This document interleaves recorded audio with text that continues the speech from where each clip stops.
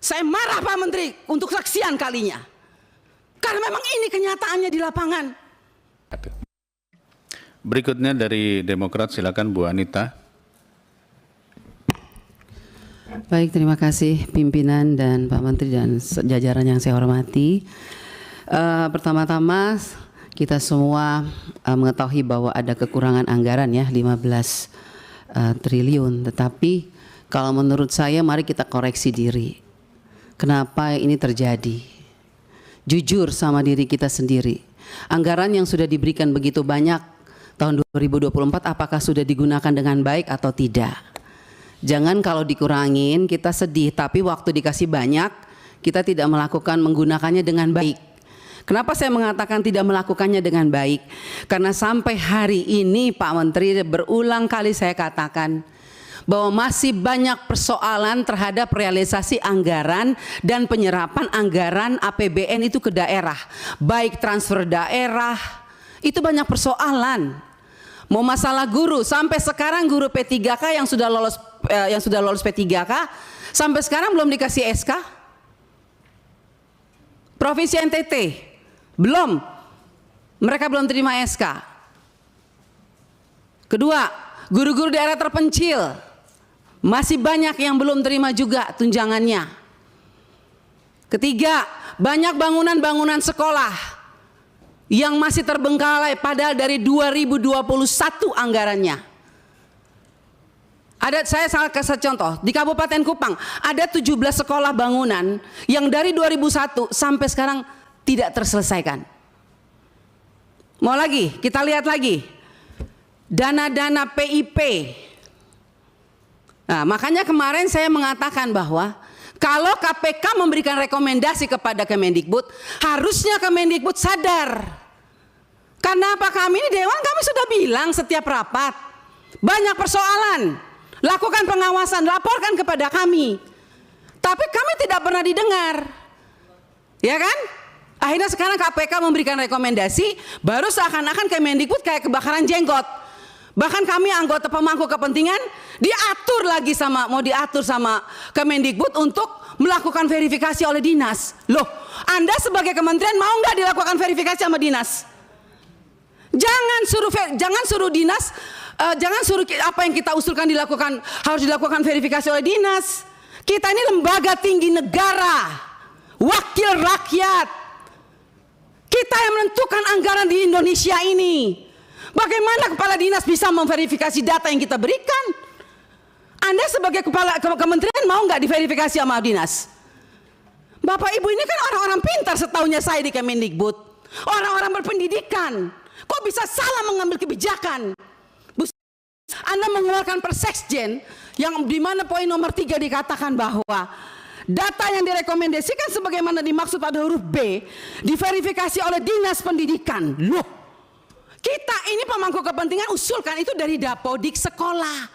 Dapodik itu harusnya kan, makanya tadi Pak Andre bilang, operator sekolah itu diperhatikan. Karena semua itu dari operator sekolah. Kepala sekolah aja kadang-kadang tidak tahu apa yang terjadi dilakukan oleh operator sekolah. Dinas pendidikan juga nggak tahu. Nah, kementerian juga, jadi kalau mau melakukan verifikasi, harusnya kementerian melakukan verifikasi terhadap dinas, dinas lakukan verifikasi terhadap kepala sekolah, hasil verifikasi itu baru diberikan kepada kami. Itu jangan dibolak-balik. Bahkan saya minta Pak Ibu pimpinan, Bapak Ibu pimpinan, kita ambilkan rekomendasi kepada KPK, periksa apa yang ada di Kemendikbud. Karena ini banyak persoalan, PIP, KIP, dana BOS, banyak hancur ini. Tolong Ibu, saya minta Pak pimpinan, kita berikan rekomendasi kepada KPK, periksa dari 2021, 2022, 2023. Nggak usah tambah anggaran kalau memang banyak korupsi, uang negara habis, bukan untuk rakyat. Saya marah Pak Menteri untuk kesekian kalinya. Karena memang ini kenyataannya di lapangan. Jangan dong kita dibikin seperti anak kecil. Kok apa yang diusulkan kita mesti diverifikasi oleh Dinas Pendidikan? Anda mau nggak sebagai menteri diverifikasi oleh Dikbud, oleh dinas? Jangan aneh-aneh lah. Kalian tuh dipilih oleh presiden, harusnya berikanlah yang terbaik untuk rakyat. Semoga pembicaraan saya ini dilihat oleh presiden yang baru. Semoga presiden yang baru memperhatikan kinerja kementerian sekarang ini, memperhatikan eselon-eselon 1 yang sudah ada ini, tidak memberikan solusi kepada negara, hanya membuat persoalan di daerah. Yang tertinggal tetap tertinggal, yang guru menangis tetap menangis. Bicara plafon digital, mana keadilan untuk daerah 3T? Enak daerah-daerah yang sudah ada internetnya diberikan terus, tapi kita yang daerah 3T yang tidak ada internetnya dibiarkan begitu saja. Mana keadilan sosial bagi seluruh rakyat Indonesia, Pak Menteri? Saya sangat kecewa. Kita sudah mau habis masa jabatan, Anda mungkin sebentar lagi habis, atau Anda lanjut, saya tidak tahu. Tapi saya puji Tuhan, Tuhan dan rakyat masih memilih saya kembali. Dan sampai ini, apapun yang terjadi, kita yang terpilih kembali, kita akan tetap memperjuangkan keadilan dan kebenaran untuk kemajuan anak negeri kita. Bukan untuk kita anggota dewan, bukan. Jadi jangan aneh-aneh punya pikiran negatif terhadap wakil rakyat. Semua data-data yang kita pilih itu adanya di Dapodik sekolah. Perhatikan dong operator sekolah, perhatikan kepala sekolah, perhatikan dinas. Jangan hanya urus yang besar-besar triliunan, tapi begitu sampai di bawah tidak pernah diperhatikan. Omong kosong semua ini. Saya setuju KPK memberikan rekomendasi. Bila perlu kita berikan rekomendasi kepada KPK, periksa Kemendikbud. Biar kita lihat siapa yang bobrok, siapa yang mencintai negeri ini sebetulnya. Wakil rakyatkah atau mereka? Jangan begitu dong. Bikin persekjen memalukan, Bu Sekjen. Ya iyalah, Anda jangan senyum. Anda membuat persekjen, tidak pikir, masa kita diverifikasi oleh dinas? Mending kalau kepala dinasnya bersih. Kalau kepala dinasnya justru yang mencuri uang PIP, bagaimana Ibu? Saya mau tanya sekarang, jawab. Apa Anda pikir semua kepala dinas bersih? Oh tidak.